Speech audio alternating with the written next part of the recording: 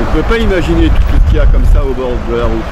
Non, et surtout maintenant où il y a surtout beaucoup d'écologie et en fait les gens ils mettent toujours autant de déchets au bord des routes. Pourtant, ce qu'on peut remarquer aussi, c'est que juste à côté il y a des poubelles.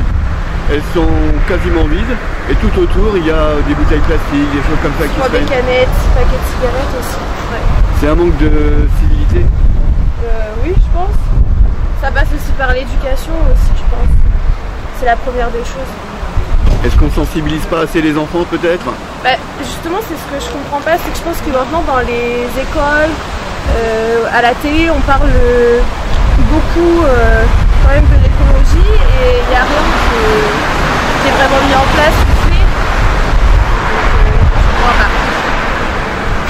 Donc on a beau en parler, disons que ça rentre dans une oreille et hors de l'autre. Voilà, c'est pas pratiqué en fait.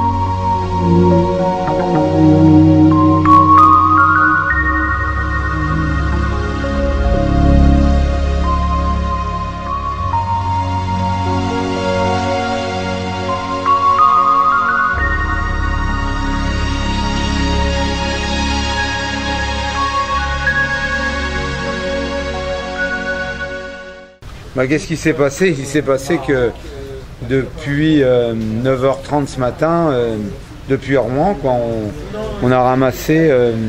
en fait, le coup de gueule que je fais sur les bas-côtés de notre Normandie bien verte confirme que les gens n'ont aucun civisme, puisque quand ils sont en voiture, ils se comportent comme des porcs. Ils balancent tout par les fenêtres. Voilà, c'est pas normal. On a fait 58 km. On est à 9 sacs de 100 litres.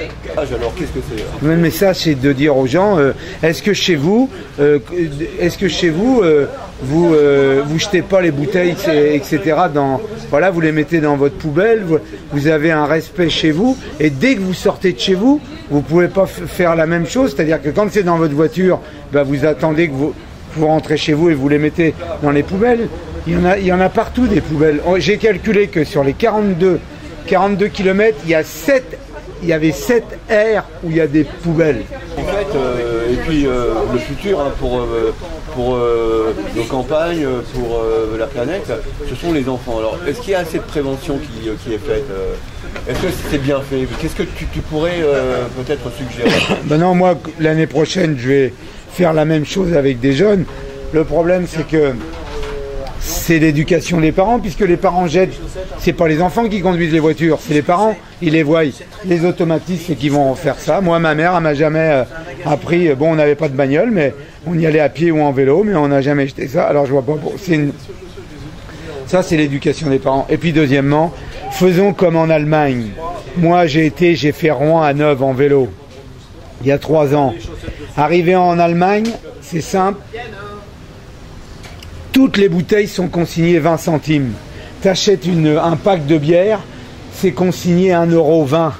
Il n'y a personne qui jette les bières et l'eau. Voilà, tout le monde va dans son magasin, il y a une machine, hop, tu prends le ticket. Mon combat, c'est un combat parce que quand tu fais 30 000 km par an dans ta Normandie et même en France, tous les jours, je constate que les gens jettent. Donc voilà. Alors c'est un coup de gueule. Le lendemain du coup de gueule, les automatismes vont en prendre, mais c'est un coup de gueule, il faut que ça cesse. Mais voilà, mais je pense que la première mesure est que je vais écrire. Donc je vais écrire au ministre.